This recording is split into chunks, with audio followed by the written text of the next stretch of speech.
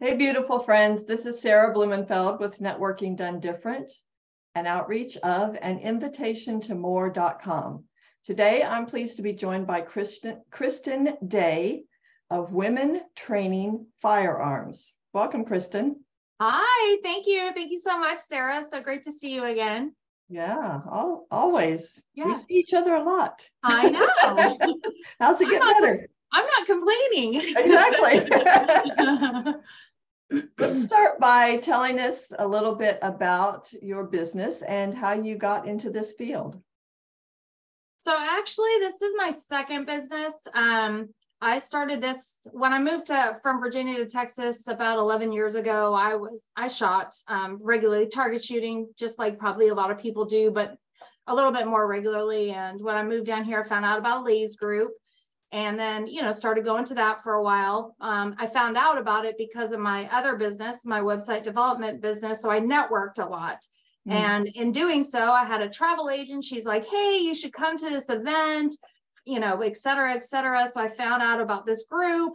And then I found about competition. And so I started competing in pistol competitions. And you know how it is when you're really good at something and it's something that somebody else wants, then they just ask questions about it. And so I would have a lot of people say, oh, you should help me buy a gun and you should help, teach me or, this, that, or the other. And then after, the COVID thing and my husband's gone a lot, I was like, okay, so now you should pay me. So hence I started WTFKristen.com and training women how to shoot. Of course, women is my priority and my predominant focus. But I pretty much train anybody. So why is women your primary focus?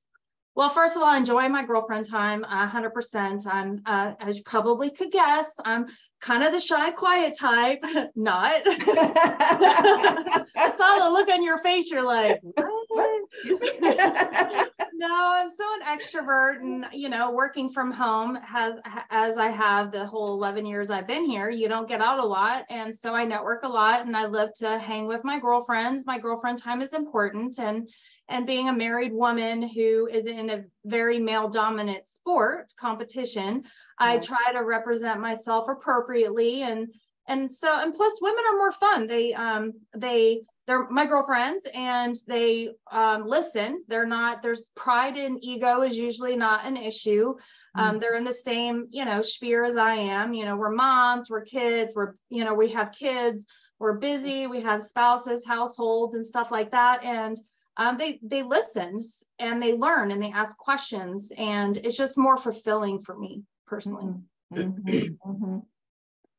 So let's talk about the different aspects of having a firearm, like how you buy them, why you would want one, license to carry, all that kind of stuff. Well, everybody's different. So kind of answer a few of those questions. When somebody comes to me and says, what kind of gun should I get? I'm like, well, it depends on your purpose, because I can conceal X amount of size of a firearm on my person.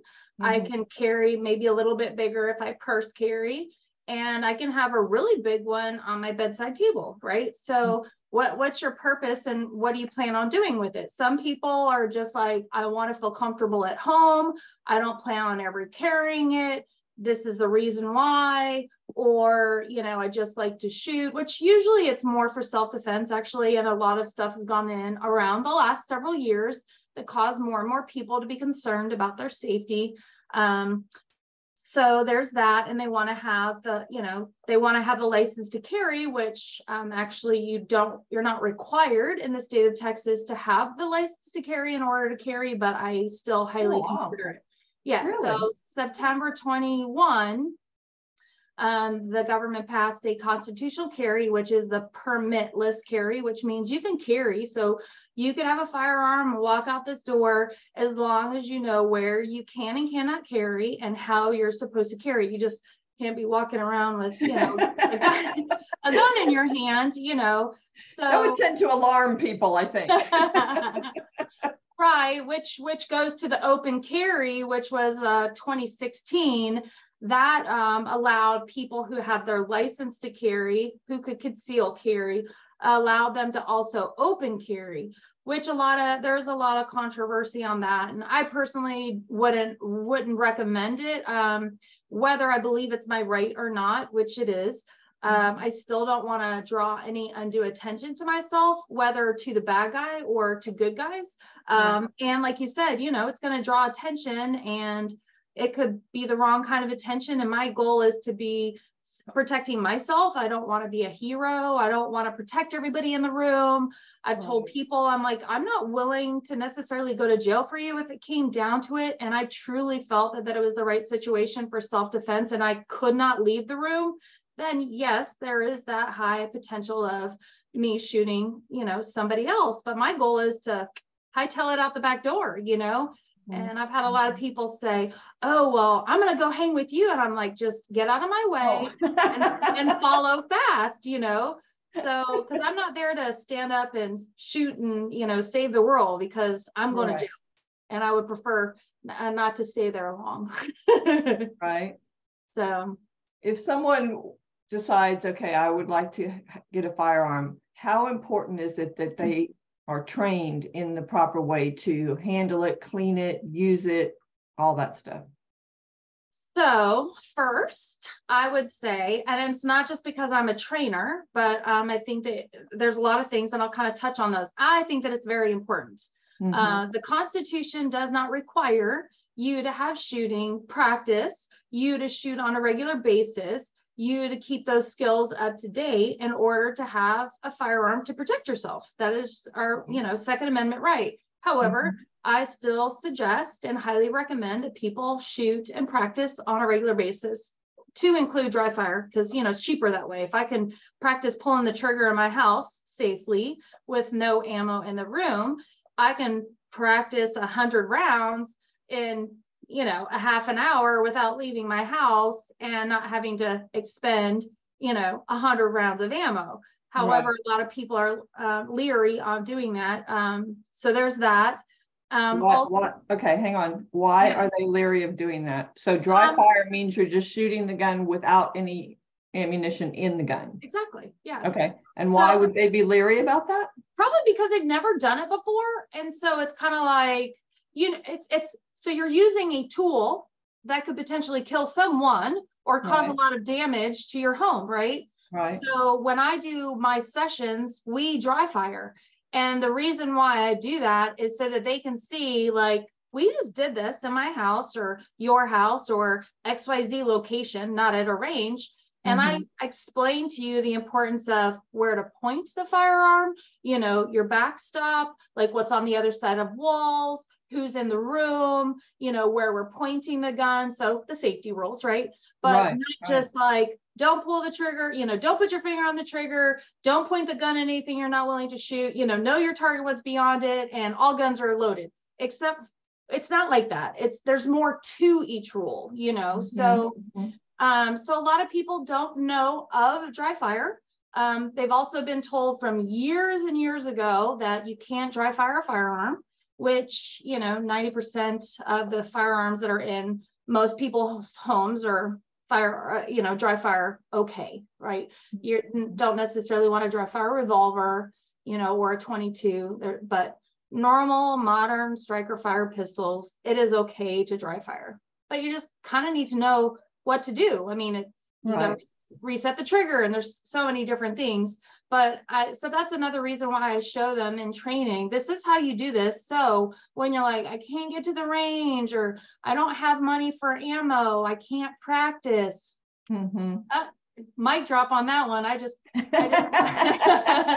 sorry, checked those boxes. I got you. So right. And as you know, women were more leery to try something like that that's outside our comfort zone. So the goal for me in firearms training is to train and educate women to where they feel confident and comfortable to handle, not play, but handle and play with their firearms in a safe manner, to where they can get their practice in without disrupting, majorly a schedule or money, right?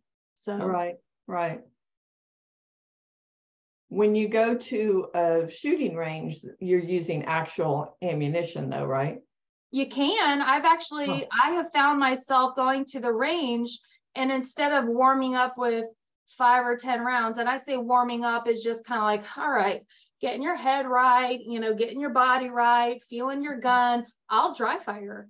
Actually, ladies that I trained, we have the training one session, and then the second session we go to the range, and it might have been a day, a week, a month, 4 months since we had that first session, because life gets in the way and we allow it. Right. And I will kind of go back through, okay, so remember, this is what we're going to focus on. This is how you pick it up. And it's not just a matter of 500 shots and like, wow. It's right. 50 rounds max. We'll go through 50 rounds in an hour and a half. And that's not a lot, considering I can pull the trigger, 0.2 seconds, one round every 0.2 seconds. I mean, we can get this done, in 5 minutes. But what fun is that? I know. So, but yeah, so sometimes it's fun to kind of, and if they're not getting a principle, and usually the hardest thing for women to learn is when you pull the trigger, you have to pull it steadily, smooth, and we're anticipating the bang, right? So that's anticipating the what? Oh, the bang.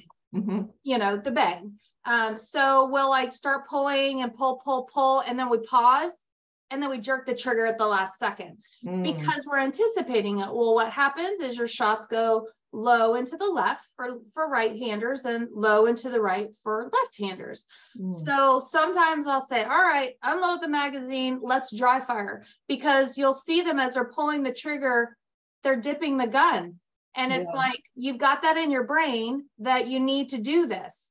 So if we can slow it down, take all the external stimulation out of it, the bang, and start pulling that trigger and watching that gun not move at all, then we're now telling our brain, this is what it's supposed to look like.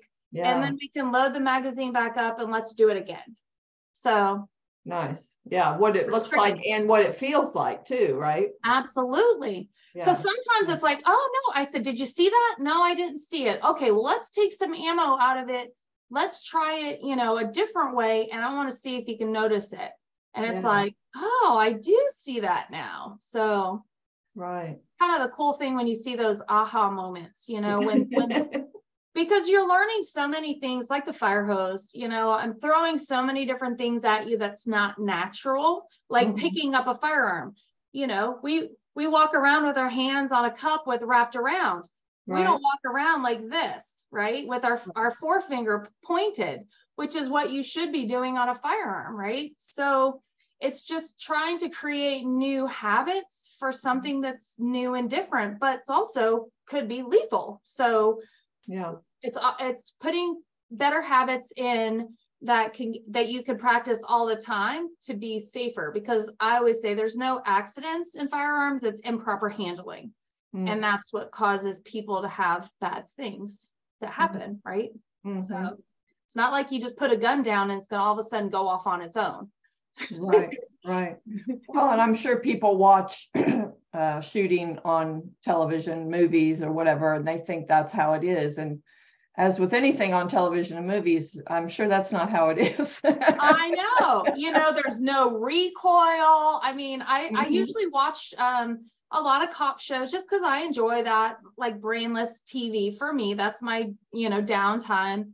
Right. And I watch grips and I'll watch, you're counting rounds and it's like 39, 51. And you're like, how many does that standard striker fire pistol hold? Probably not 100 rounds. Where are you reloading? Just like I'm sure like doctors and, nurses, they watch these shows and they're like, we don't say that. Right. Or as a real estate agent, I watch the, HGTV shows that it just kills me. They're like, I'm Mark and I work from home, and I'm Natalie. I'm a yoga instructor. And what is your budget? $800,000. I know. You're like, I want that yoga instructor as my client. Oh my gosh. How do you help people feel comfortable, especially moms feel comfortable with having a firearm in their house when they have children in the home?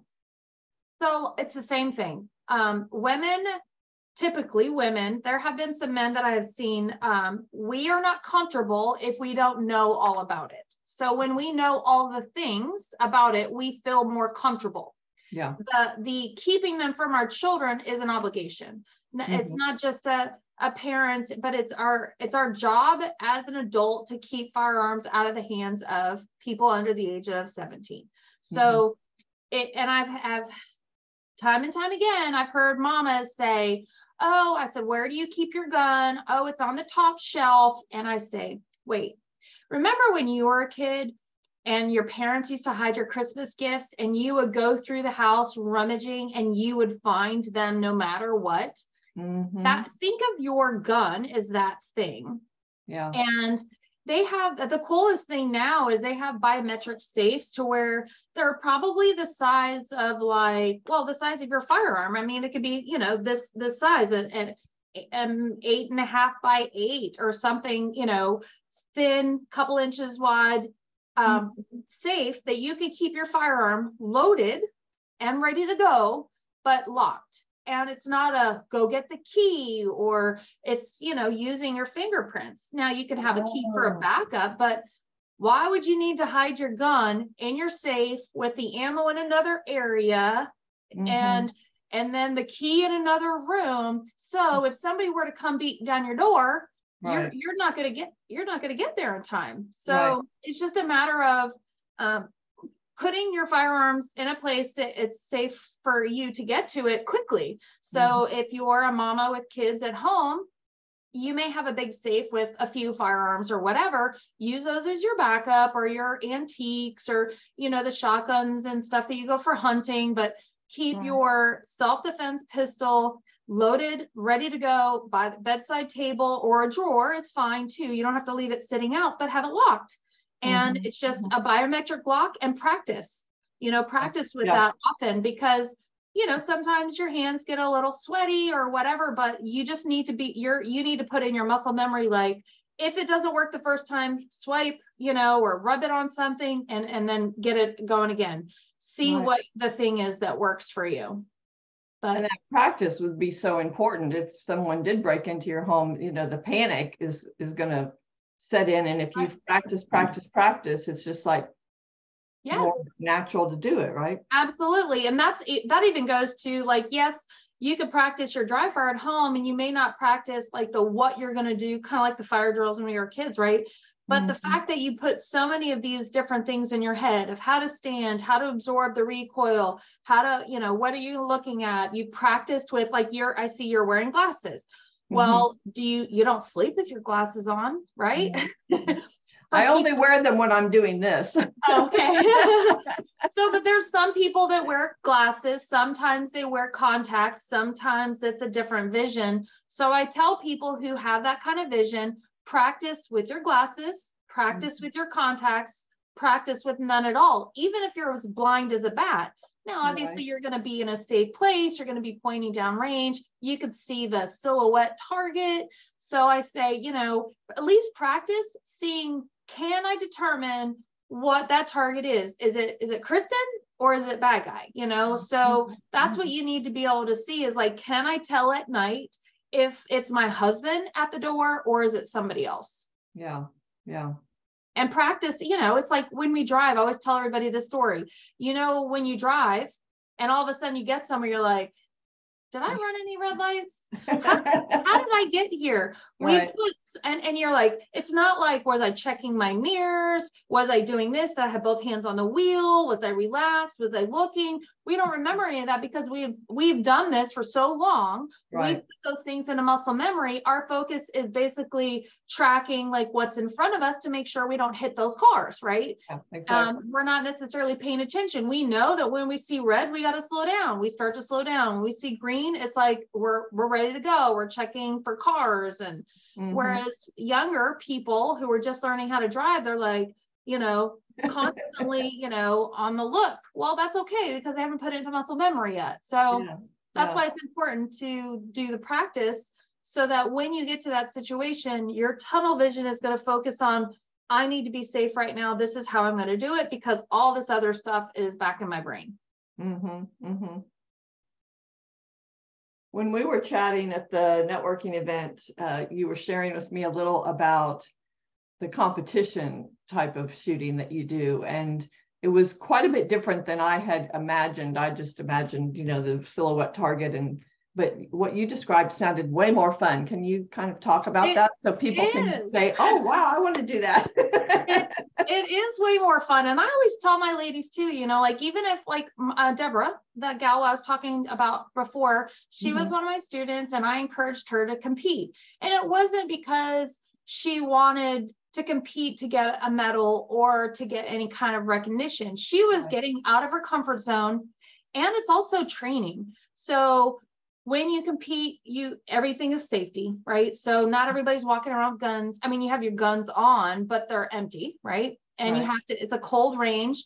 And then when you step up to the line, the SO, safety officer, says, you know, make sure that everybody's behind a certain line, and reminds everybody, eyes and ears, okay. And he'll say, load and make ready.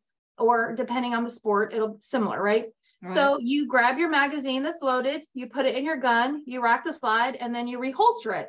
And then, you know, he's got a timer, and he's like, okay. And then, you know, shooter's ready, beep. And at that beep, that's my turn to shoot all the things. And I'll explain that in a second. And then at the end, it's unload and show clear. So as I'm unloading it, no race, everything's already done. I check to make sure it's clear. They check to make sure it's clear. Do my one little pull the trigger, dry fire, reholster it, and then we score it. So depending on the sport, you have paper targets. Yes, there's steel targets. There's things that swing. So like my hand, you're like having to hit it. There might be a barricade in the middle, and now you're having to hit it. There might be targets that have their hands like out in front of them, which is a non-threat, which is basically saying, don't hit this guy, you got to hit this guy. And you have to hit things in, you know, in order at certain ones and around barricades. You know, sometimes we have to go prone and shoot underneath things, or open doors and windows and shoot through those, obviously all safely. And then your points are basically your raw time minus your points down, because the goal is obviously to hit in the center, the 0 mark. So depending on the sport. So it is fun. You're shooting at, and you're doing all of that while you know how many rounds you have in your gun, while you're reloading on the move, while you're moving to the next position, you know. And sometimes it's kind of like you have these little brain farts, and it's like, oh crap, I ran out. Or, oh shoot, I dropped a magazine. Well, so think about it, how that correlates into the real world. Yeah, there might not be a scenario exactly like that. However, it gets you thinking of different scenarios. I'm at the dollar store, and a guy has a gun, you know, or whatever. I'm now kind of trained to, like, I'm looking around barricades, I'm heading to the back door, you know, I can shoot on the move, I can shoot at moving targets, you know. So it kind of gives you a little bit more situational awareness, and practicing skills that you can't practice at the range. You go to the range, and here's your lane, here's your gun, put it in front of you, and you put it at the target that's not moving downrange.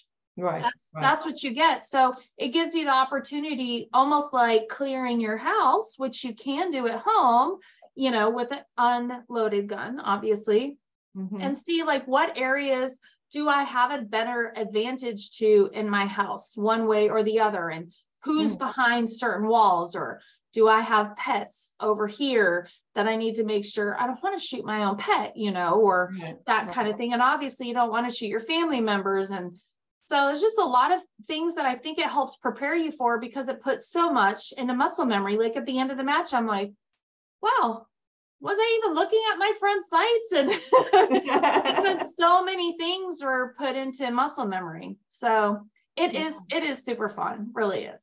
Wow. Very cool.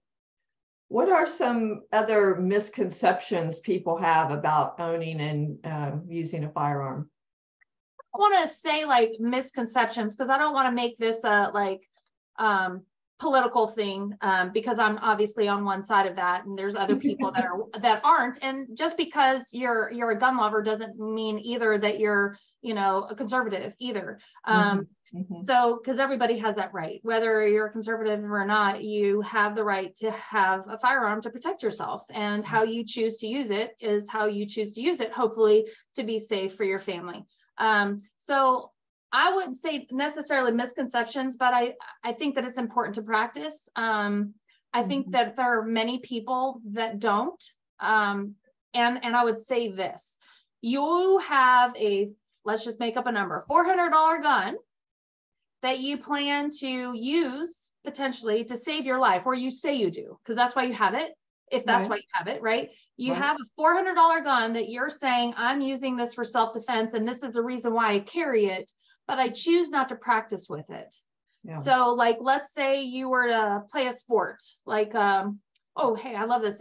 You have a guitar. Okay. So because I have a guitar, that means I must be a musician, right? So I could go out in the world and play this guitar, and I should get paid lots of money because I must be amazing because I have a guitar. No, you have to practice. You can't be an amazing musician or amazing soccer player or amazing XYZ unless you practice at it, you know? So I think a lot more people really need to spend some time in practice and get more familiar with their firearms. And if you need help, you get instruction to make you feel comfortable, or get you to where you could feel comfortable to do things on your own. Yeah, that is a great analogy. Just because you have a gun doesn't mean you can protect yourself in the same way. Having a guitar means you can go do a gig somewhere. Yeah, right. I've had a lot of people that I was just like, they don't have guns, they don't have a personal firearm, but they're like, well, we have them in the house, but I don't feel comfortable with it. And I say, all right, well, let's just say bad guy was breaking down your door. Are you going to go for that firearm? They're like, well, yeah. And I'm like, why?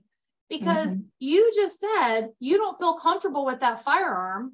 And now there's a bad guy breaking into your house. And now you're saying you're going to be of sound mind to function fully with this firearm, while you're dealing with all the other, oh crap, you know, the house is being, you know, burglarized, and I have children and all these other things. You're saying that you're fully equipped. I mean, I practice, and I'm not saying I'm fully equipped. You know, I don't have children. I don't have pets at home, so I don't have to worry about that. But I don't want to kill anybody either, you know?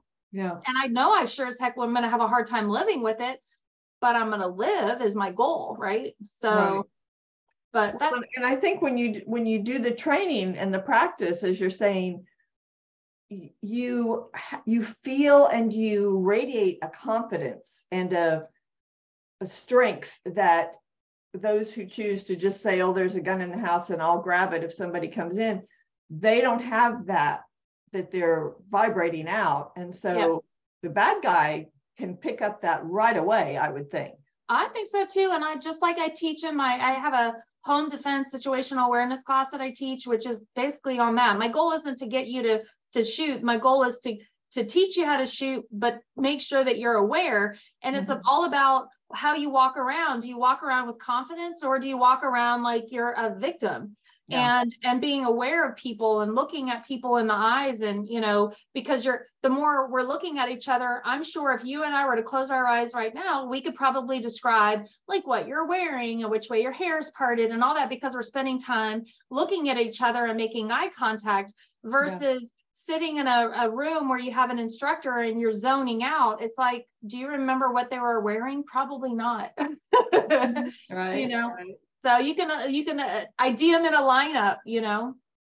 So, but it's and when you have that confidence, and you've seen movies and TV shows. I mean, I haven't had to deal with it, thank goodness, but to where you have somebody holding a gun and they're shaking, and it's kind of like, I'm sure I'm going to be shaking too, but I'm going to have a lot more confidence because I feel comfortable with my firearm. So that's my goal, is to empower women enough to where they have the confidence to handle it. Yeah, it's going to be a crappy situation, but at least you have control of that firearm, which could potentially save your life.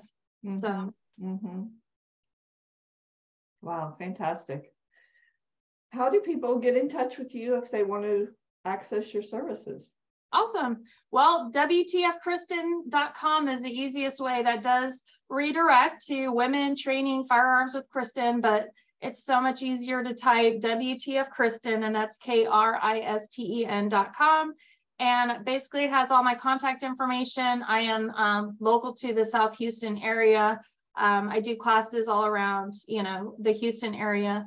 And I've actually done some sessions via Zoom with people that like are competition shooters, and I've critiqued their competition videos too. So, but it's, so something extra, but it's mostly in person. And that's because that's the goal, is to pick up this firearm and make you feel comfortable with it by showing you how to use what you have in your home, or finding maybe one that might be better suited towards you and your grip and your hands and your body type and if you have any medical conditions like arthritis or whatever that might make it harder for you to hold or rack the slide. It's teaching you all those things. So, but yeah, that's the easiest way. Find me on my website.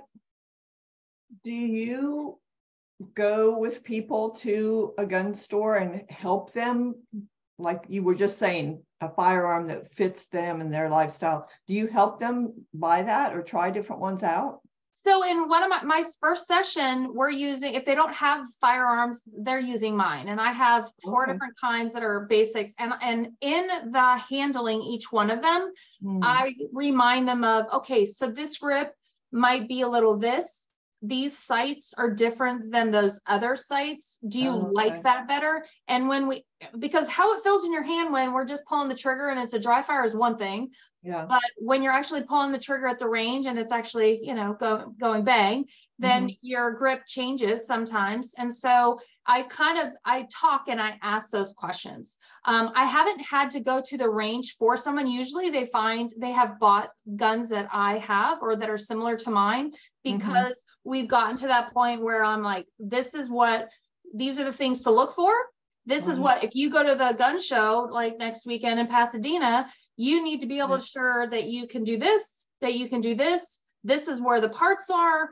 This is what you need to be able to do. And then you can rent it. If you haven't already tried that gun, you can rent it at a gun range, and definitely try before you buy. Oh, good. Yeah, I think that's important. Like don't just go buy a gun. Yeah, just like, would you buy a car or a house unseen or not driven, especially if it's like you don't know, you're not familiar with that make or model? Would you necessarily go buy it and just expect that it's perfect? So exactly. Awesome.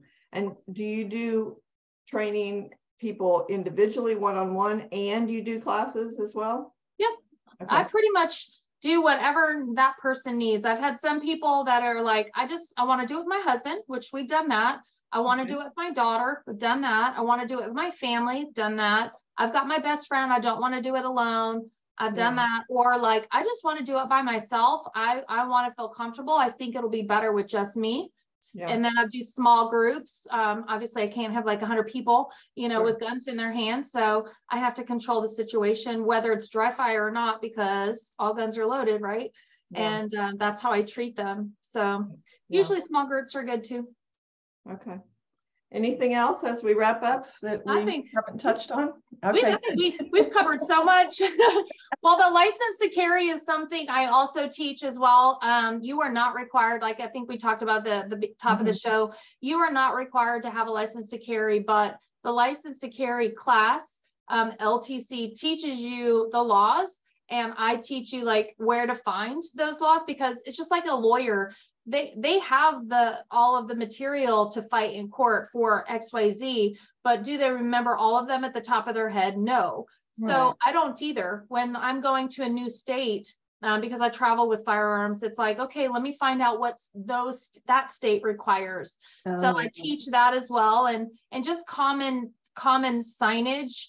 And just basic rules of, because the idea is not to start with a gun, it's to end with the gun. And situational awareness, it talks about that in the class as well. And it's all through the Department of Safety. So public safety, DPS with Texas State. So I am a licensed through the state, but I still think it's important, because you're taking the next level to show that you're interested in your well-being and to be lawful. Yeah. Well, I'm glad you mentioned that thing about different states have different laws. So you can't just think you can go over here and they might take your $400 gun, and that would be very unhappy. or you can spend some time in their jail with that $400 gun missing now, so. Right. Even worse. Yeah. And certain states have laws on how large your magazines could be, what kind of guns, where you can store them, of course you have the hotel, like the Castle Doctrine, you go to hotels. There's certain states that say, you can't forbid somebody when they're traveling because that's like their home, your home travels with you. And different states have different rules. So I focus on Texas state because of course that's what we teach, but there's also, I try to educate people on, when I say that I travel, they're like, how do you travel with your guns? I'm like, I fly. And they're like, but how do you do that? And it seemed not silly, but it's so common to me because I'm used to flying with my guns, but you have to check them. So you check them. You look up TSA or Southwest and it has their rules. And I've been doing it so long, it's not, a big deal, but there's extra protocols that you need to follow, and just so that you don't waste extra time at the airport. Right. Don't walk up to the TSA line with your gun, right? Yes, exactly that. That would be very bad. All right, Kristen, thank you so much. This is very interesting, and I learned a lot. I hope our listeners did as well. Appreciate you sharing. Awesome. Thank you for having me. Absolutely. Thank you, all of our listeners. We always appreciate you taking the time to listen to our show. If you would like to be interviewed, please email me at networkingdonedifferent@gmail.com. Bye for now.